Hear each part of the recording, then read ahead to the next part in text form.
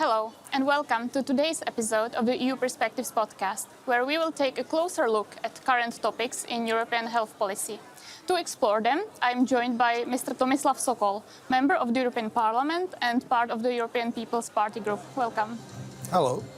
And Ivan Duškov, Deputy Director of the General Health Insurance Company of the Czech Republic and member of the Czech Government Council for Mental Health. Welcome, and thank you both for being here. Thank you, and thank you very much for having me. One issue that's come to the forefront in recent years is mental health. It's become one of the most urgent challenges European healthcare is facing. In fact, a 2023 Eurobarometer survey found that 46% of Europeans said they had experienced mental health issues, things like feeling depressed or anxious in the past year. So, Mr. Sokol, let me start with you.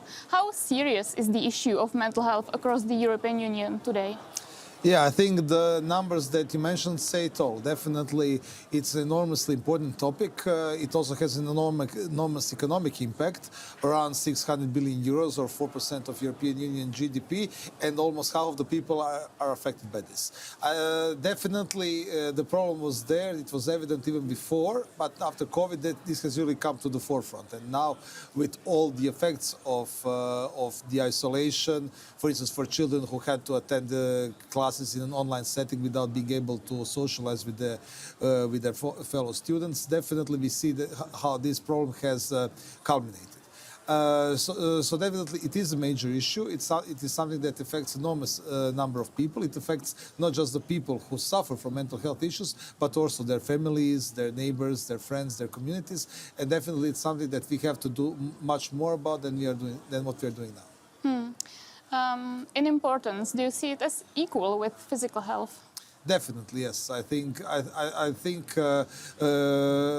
we cannot distinguish one from the other because mental health it affects everyday life in such a profound way that it not just equals, but in some cases even goes beyond what physical conditions and physical illnesses do to a person. Mr. Duškov, from where you stand, how big of a challenge is mental health in Europe right now? Yeah, it's definitely one of the huge challenge. I can say that a couple of months ago, we have been facing some discussion about among NATO leaders about the so-called 5% spending target. And as mentioned, Mr. Sokol, it's an incredible amount of money regarding the mental health problems. As mentioned, Mr. Sokol, it's almost or more than 4% of GDP. So I think that mental health problems and how to tackle with mental health problem, it's one of the challenges for European Union, for European citizens, and for national governments.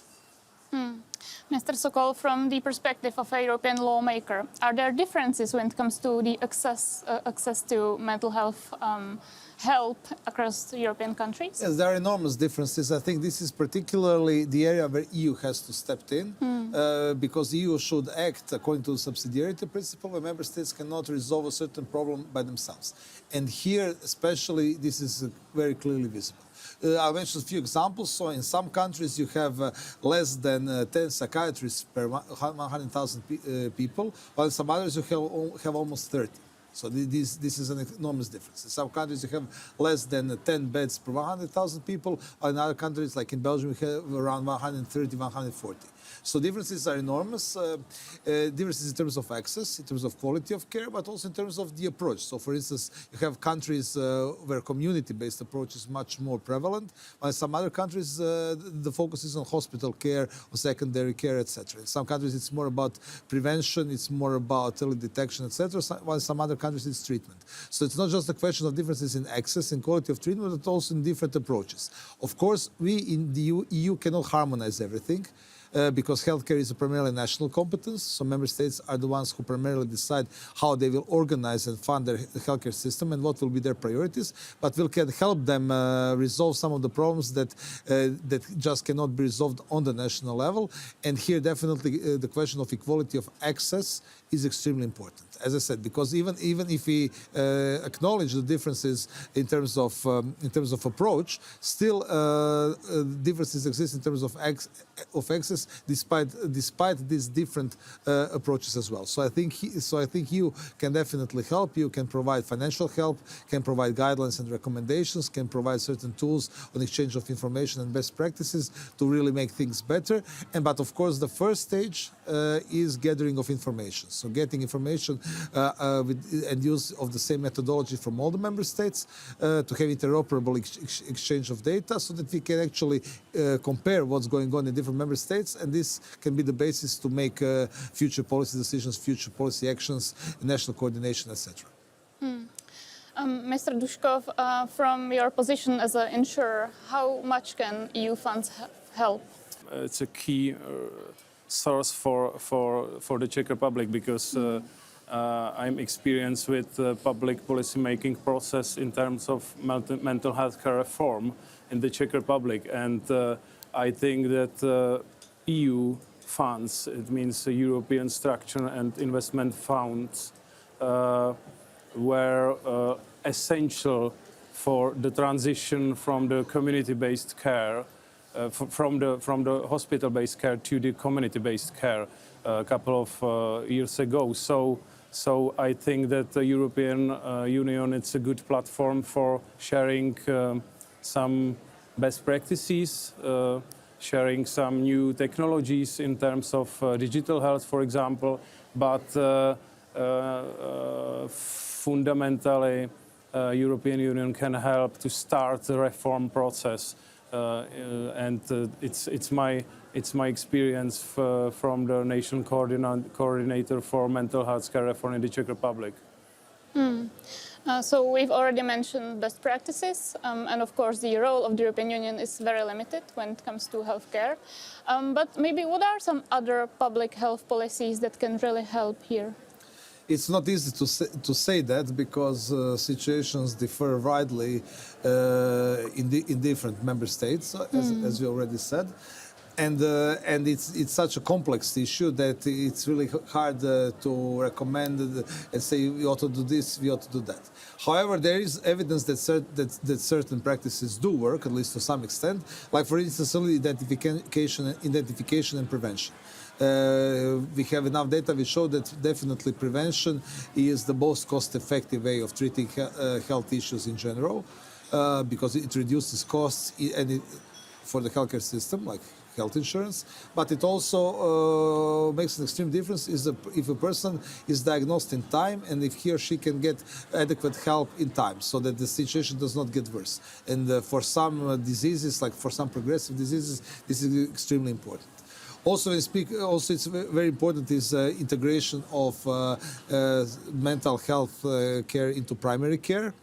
And one thing that COVID has shown us, that in many member states, in many countries of the EU, we neglected primary care, because primary care is not seen as very attractive. Also, it's a problem to attract and motivate healthcare workers to go and work in primary care.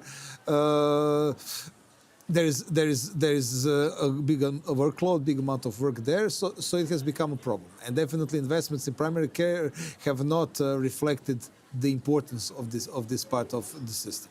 So I think integration of mental health care into primary care is extremely important, but then we have to work, and that's also one of the things that are important, upskilling, training health workforce.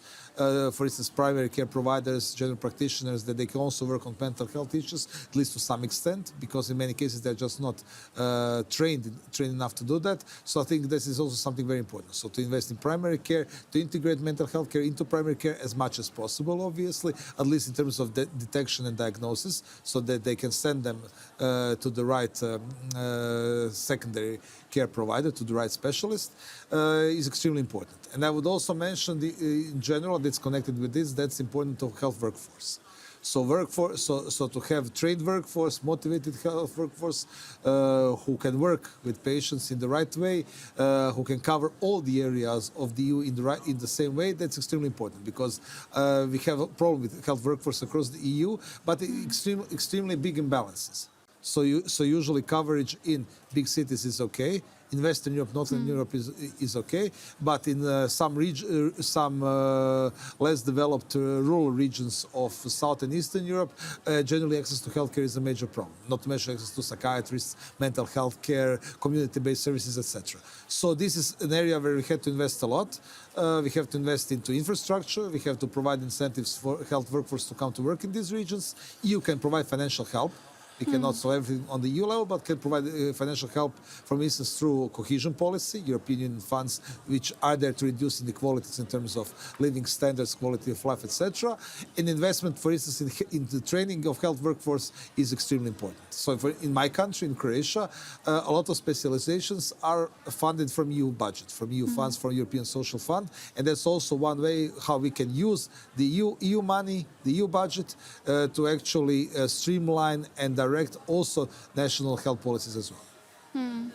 Mr. Duškov, we have heard here that care in the primary schooling is also important. So how important is it, in your opinion, to take a cross-sectoral approach, so to include also education, employment and social policy in solving the issue?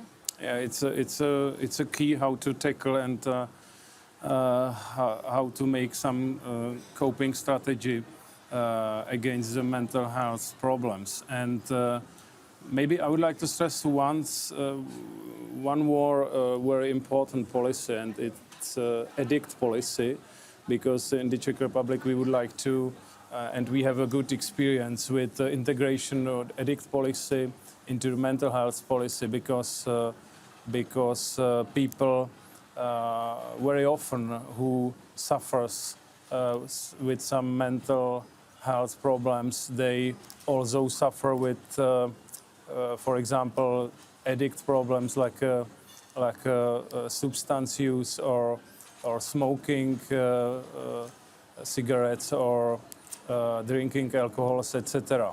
So it's a very important to integrate into the mental health policy, like a social aspects of addict policy. It's very important to tackle with these problems on the governmental level, because, as mentioned Mr. Sokol, and as you mentioned before, it's not only for one resort like a Ministry of Health. It's also very important for Ministry of Youth Education, or for Ministry of Justice, for Ministry of Labour and Social Affairs. So we have to tackle with this problem on the governmental level. And it's a case of the Czech Republic, because we have a governmental council for mental health, and we can integrate all the relevant inputs on this base. Mr. Sokol, one more measure that wasn't mentioned here, but where the EU is considering taking action and already took some action, is when it comes to regulating social media platforms so that they are not as harmful, especially to children. Is that the right way, in your opinion? That's definitely one possible action. Yes, it's not strictly regulation of healthcare, but definitely plays a part. We are waiting for the European Commission to come up with Digital Fairness Act, because what we are seeing today, that unfortunately a lot of social media platforms and digital providers of digital services in general are misusing the possibilities that they have, especially in relation to minors. They are creating on purpose addictive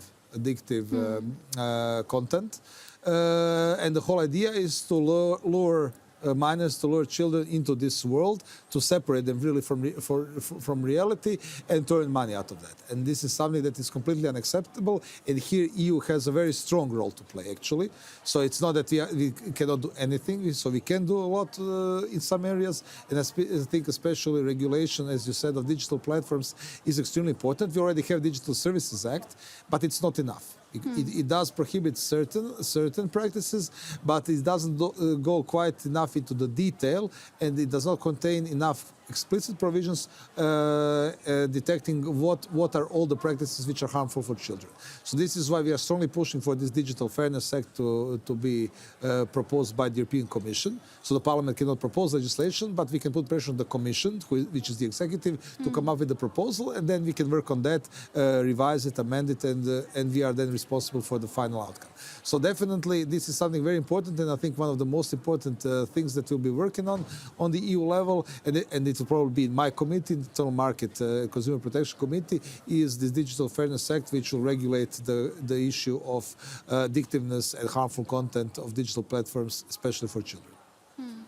Mr. Duškov, we've mostly talked about EU-wide policies here. So from the national perspective, what is the experience with EU-wide initiatives like the Europe's Beating Cancer Plan that was launched in 2021 and so on? Especially these documents are very important because I think that between the European countries there must be some basic level of agreement on some issues. So in this context, I think that we face global problems in healthcare policy, and we have much in common. On the other hand, from the Czech perspective, for example, in national cardiovascular or in national oncologic or cancer beating plan, how to call it, we have other topic in this involved in this document, and it's a harm reduction approach, and I think it's a multidisciplinary and very functional approach in this type of documents because cancer, because cardiovascular problems are mostly caused by some behavior like a smoking, like a drinking alcohol, like a poor diet, and I think it's a good complement or like a third type of prevention for this document. And according to my opinion, this topic is missing in these documents, and I think that there will be good opportunity to implement this topic into this document. Do you agree? Is harm reduction missing from EU-wide plans? Yeah, I mean, harm reduction is a controversial topic. To be honest, the European Commission is pretty negative about harm reduction because, for instance, when we speak about cigarettes and alternatives to cigarettes like electronic cigarettes, vaping, etc., generally the approach of the Commission is pretty negative related to that. I think we have to be balanced. Definitely these kind of alternative products must not be used in a way that they attract young people, that they represent a doorway to addiction, but they can be useful to some. I think they can be useful to some extent for people who are already smokers, because they definitely create less harm than when compared to smoking actual cigarettes. But here we have to be very careful. We have to do our utmost that they are not attractive for people who are not already smoking, especially for young people, for children, for minors, etc. So this is definitely a topic that will be extremely controversial, and it will be extremely talked about when we discuss the cardiovascular plan. Of course, there are other issues as well when we speak about cardiovascular. So the question, as was already said, the question of prevention and lifestyle choices is the most controversial because it touches upon also alcohol and eating habits, nutrition, labeling, etc. So all of these things are deeply dividing. There are a lot of interests involved, financial interests as well. So this is a topic which will definitely be the biggest part of the debate. I think when we speak about some of these issues, nutritional labeling is important. Front of pack labeling is crucial. We need to inform our consumers of what they are consuming, of what they are eating. And here definitely we are also waiting for some concrete proposals from the European Commission, which should have already been made before. about the EU legal regulation, which would impose an obligation to have such front of pack labeling. So definitely a lot of things that can be done on the European level. Unfortunately, they have not been done up until now. And when this is proposed, I expect a very heated debate here in the Parliament. But this is why it is essential that we have a common strategy, systematic approach, which will cover all of the phases tackling cardiovascular diseases, from research, prevention, early detection, treatment, to afterlife of people who survive certain diseases, etc. Like we have with Europe Beating Cancer Plan. So we need a concrete strategy with concrete objectives, concrete measures, concrete benchmarks for measuring outcomes and success, and concrete funding, which is obviously always most important. We are waiting for this plan. It should be unveiled sometime in December. And of course, I think this is something that we'll work on strongly. But the implementation is even more important. And for implementation, as already said, you need money. And this is why it's unfortunate that the European Commission, in its proposal for the next 7-year budget, actually does not envisage a separate health program in the EU budget for the next 7 years. So in the previous 7-year period, we had EU for Health program, and this program was more than 4 billion euros, and it definitely helped in terms of investments into research, into all the programs related to Europe's Beating Cancer Plan, for instance. And this is something that we need also now. So we need earmarked funding, so funding which will be specifically earmarked for healthcare, and that could not be reallocated for some other priority. Healthcare was a marginal topic before COVID. It became a very important topic in the EU after that. But now we are again kind of seeing that we are losing the momentum. That other topics are more important, like war in Ukraine, energy crisis, inflation, migration, so all of these things, which are important. But health should definitely still play a major role in EU policies. And this is why it's essential that we defend EU budget for health, that we have ring-fenced budget that cannot be just spent for something else. And here it's why it's very important that we work on the level of the European Parliament, but also the level of the member states, that all stakeholders, like patient groups, like healthcare institutions, etc., put pressure on the national governments that in the negotiations for the next 7-year budget of the EU, and this budget is adopted by way of consensus of the member states, so everybody has a veto right, that they make sure that healthcare gets the place it deserves. I'm afraid that the multi-annual financial framework could be a topic for a whole another podcast, but maybe now coming back to the European cardiovascular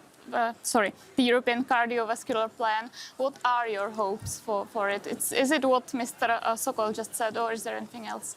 Yeah, I think I'm 100% agreed with Mr. Sokol, and maybe some notice because we discussed the issues regarding people who suffers with mental health problems, and as I mentioned before, the approach, harm reduction approach, I definitely agree that we have to be careful in terms of children and adolescents. But on the other hand, people who suffers with, for example, depression, anxiety, it's better to use alternative, or in comparison with the standard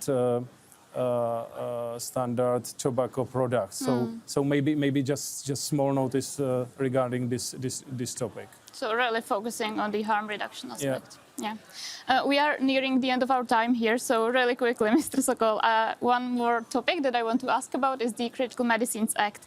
It is now being negotiated in the European Parliament, so how are the negotiations going, and what are your priorities for the Critical Medicines Act? It is going pretty well, a lot of technical work. It's an important file. It's not just a technical file. I think currently it's the most important geostrategic, geopolitical tool that we have at our disposal to fight the global competition between especially US and China, but also India to some extent.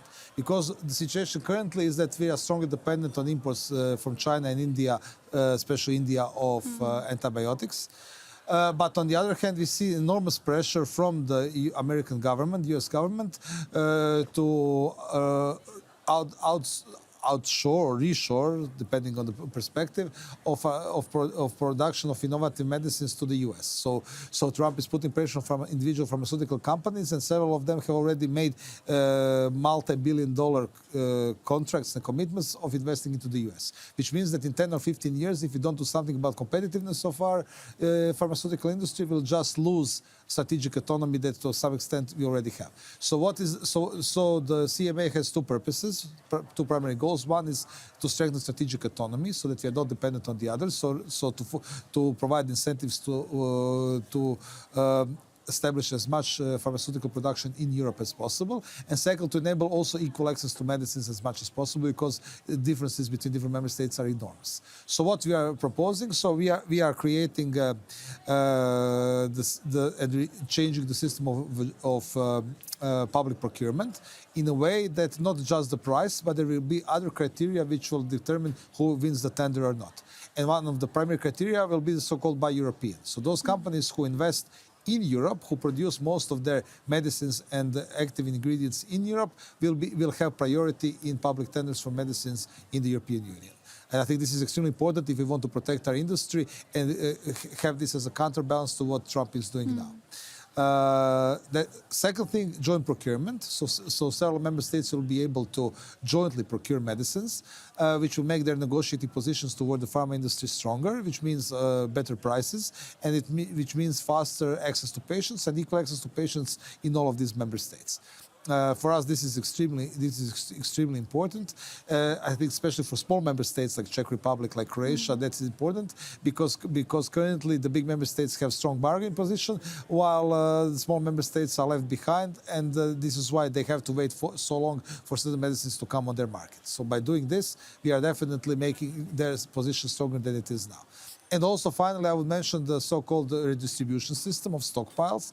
So the idea is that if you have a shortage of a certain medicine in Czech Republic, Croatia, or Bulgaria, for instance, that it can be seen on the European level that this medicine is on stock, let's say in Germany or France, and that the decision can be made on the European Union level that this medicine is allocated from the stock in Germany or France to Bulgaria, to Czechia or Croatia. So by doing that, we are strengthening solidarity. We are putting all the member states on the same footing, and we are making sure that creating stockpiles in some member states does not lead to shortages in the other. And by doing this, we are also focusing on facilitating equal access for all the patients in Europe, because you don't want to have first and second class citizens. You don't want that the location where you live depends on whether you live or die. Well, good luck in the negotiations, and I thank both of you for the very insightful discussion, and to our viewers for listening, and we will see you next time.